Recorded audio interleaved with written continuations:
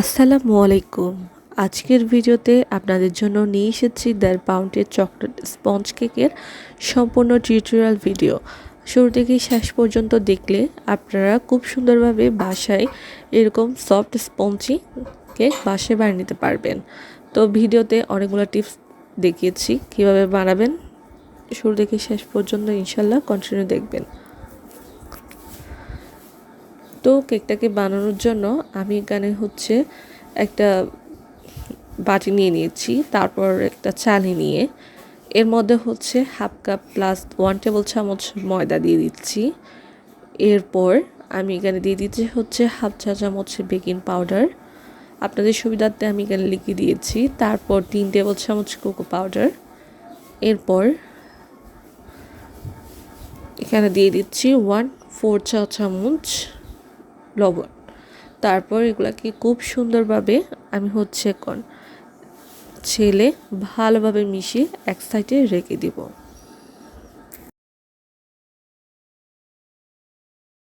এরপর অনেকটা mixing bowl নিয়ে এর মধ্যে রুমের স্বাভাবিক তাপমাত্রা থাকা 3টা ডিম নিয়ে নিচ্ছি। ডিমটা একটু বড় সাইজ দেখে নেবেন। এরপর এখানে আমি এক বিটার সাহায্যে বিট করতে থাকবো। যখন অল্প একটু ফোম হয়ে আসবে তখন এর মধ্যে হাফ কাপ চিনি অল্প অল্প দিয়ে বিট করব যতক্ষণ না এটা ফোমি টেক্সচার চলে আসতেছে আর চিনিটা মেল্ট হয়ে একটা ফোম ক্রিয়েট হচ্ছে।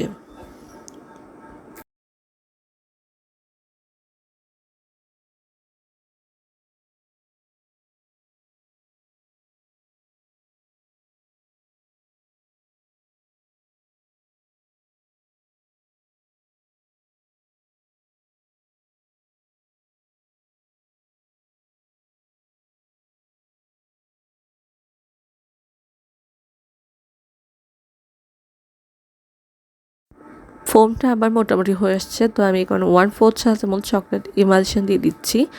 এরপর লো স্পিডে এটাকে আরও 3 থেকে 4 মিনিটের মতো বিট করে নিব।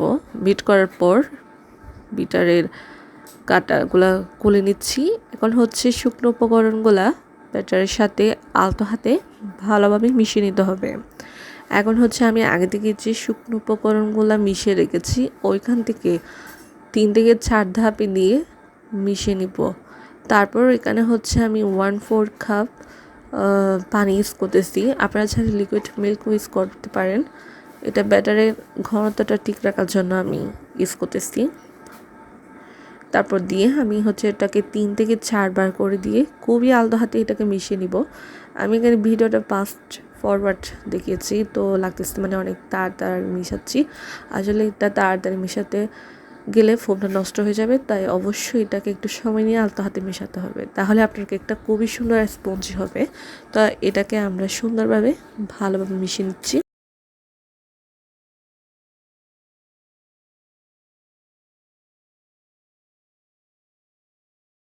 এই তো আমার ব্যাটারটা রেডি হয়ে গেছে। এখন একটা পেছলা দিয়ে আবারও আলতো হাতে মিশিয়ে নিলাম। এরপর একটা 8 ইঞ্চ রাউন্ড মোল্ডের মধ্যে ব্যাটারটাকে একটু উপর থেকে ঢেলে নিচ্ছি, এতে করে এয়ার বাবলগুলো নষ্ট হয়ে যাবে। আর একটা কেক টেস্টারের সাহায্যে এটাকে সুন্দরভাবে চারপাশে সমান করে দিব, যাতে করে কেকটা বেক হওয়ার পর সমানভাবে ফুলে আর কেকের মধ্যে কোনো এয়ার বাবল না থাকে। তো এখন একটু ট্যাপ করে নিয়ে আগে থেকে 10 মিনিট প্রিহিট করতে দেওয়া ওভেনের মধ্যে দিয়ে আমি এটাকে 25 থেকে 30 মিনিটের জন্য বেক করে নিয়েছি। আপনারা আপনাদের ওভেনের তাপমাত্রা অনুযায়ী বেক করে নিতে পারেন, আর চুলাতেও বেক করে নিতে পারবেন। এই তো দেখেন আমার কেকটা কতটা স্পঞ্জি হয়েছে। আর এখন আমি এটাকে আপনাদের সামনে মেপে দেখাবো। এটা পুরাপুরি একটা ডেকোরেশন করার পর 2 পাউন্ডের কাছাকাছি হয়ে যাবে কেকটা। এই তো দেখেন কেকটার ওয়েট হয়েছে 343 গ্রাম। এটা ডেকোরেশন করার পর 1.5 পাউন্ড প্লাস হবে ইনশাল্লাহ। এখন আমি এটাকে কেটে আপনাদের সাথে শেয়ার করতেছি। দেখেন কতটা স্পঞ্জি আর নরম তুলতুলে হয়েছে। ভিডিওটা দেখার জন্য অসংখ্য ধন্যবাদ।